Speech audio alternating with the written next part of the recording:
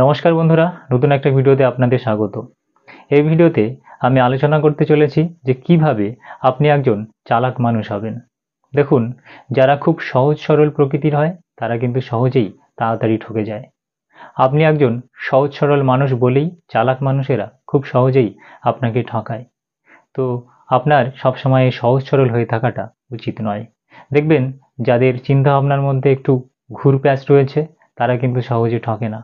তাদেরকে সহজে ঠকানো যায় না, কারণ তারা চালাক প্রকৃতির মানুষ হয়। তো আপনিও কিভাবে একটু চালাক হবেন, চলুন সেই বিষয় নিয়ে আমরা আলোচনা করি। প্রথম পয়েন্ট হলো, আপনি বেশি সতর্ক হন। দেখুন, আপনি সবসময় সতর্ক না বলেই লোকেরা কিন্তু এই আপনার অসতর্কতার সুযোগ নিয়ে আপনাকে ঠকায়। তাই যে কোনো কাজের বা যে কোনো বিষয়ে আপনি আগের তুলনায় একটু বেশি সতর্ক হন, তাহলে দেখবেন আপনাকে সহজে কেউ ঠকাতে পারবে না।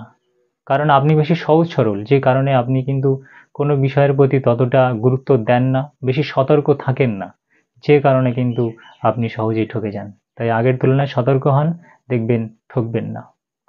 দ্বিতীয় পয়েন্ট হলো যে তাড়াহুড়ো করে কোনো সিদ্ধান্ত নেবেন না। দেখুন, যারা তাড়াহুড়ো করে সিদ্ধান্ত নেয় তারা কিন্তু সেই সিদ্ধান্ত সঠিকভাবে নিতে পারে না। কারণ কিছু কিছু সিদ্ধান্ত আছে যে সিদ্ধান্ত নিতে গেলে আমাদের বেশি সময় লাগে।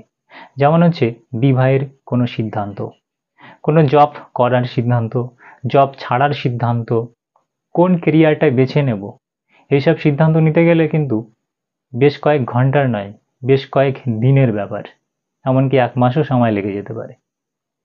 এরকম কিছু সিদ্ধান্ত নিতে গেলে তো আপনাকে অবশ্যই বেশি সময় নিতে হবে।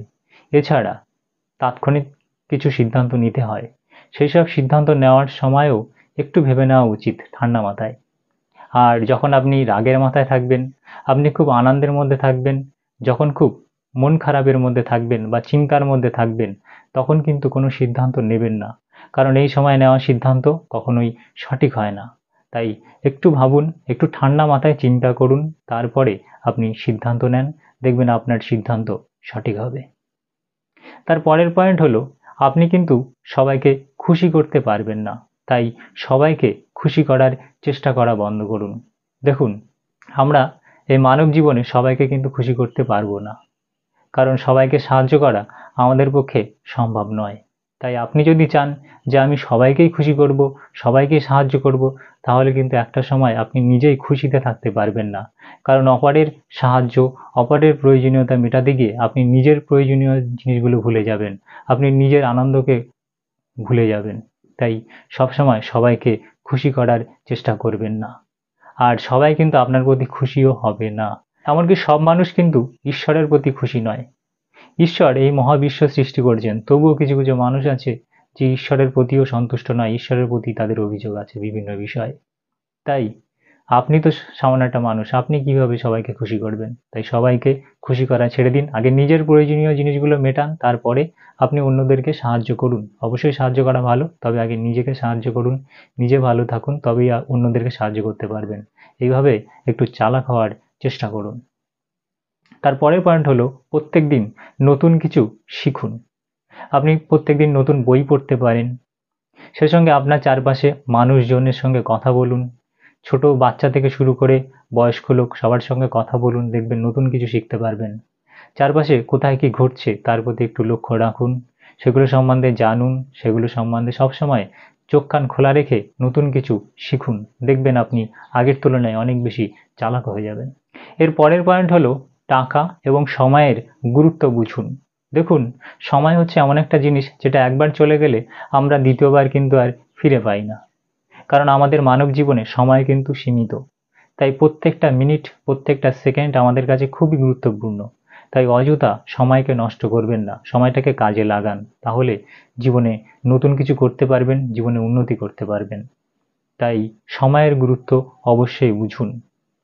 টাকা পয়সার গুরুত্ব আপনাকে বুঝতে হবে, কারণ টাকা পয়সা আপনি খুব সহজে কিন্তু ইনকাম করতে পারেন না।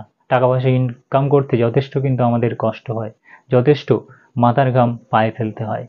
তাই সহজে টাকা পয়সা খরচ করা উচিত নয়। অকারণে, অপ্রয়োজনে, বিনা খাতে আপনার টাকা পয়সা খরচ করা কখনোই উচিত নয়। চেষ্টা করবেন সঠিকভাবে, সঠিক জায়গায় টাকা পয়সা খরচ করতে। টাকা পয়সা সে সঙ্গে জমানোরও চেষ্টা করুন, কারণ বিপদের সময়, যখন খারাপ সময় যায়, চিকিৎসার সময় আপনার কিন্তু টাকার প্রয়োজন হবে, তাই টাকা পয়সা অযথা খরচ করবেন না। নেক্সট পয়েন্ট হলো নিজের ভিতরের ভয়কে দূর করুন।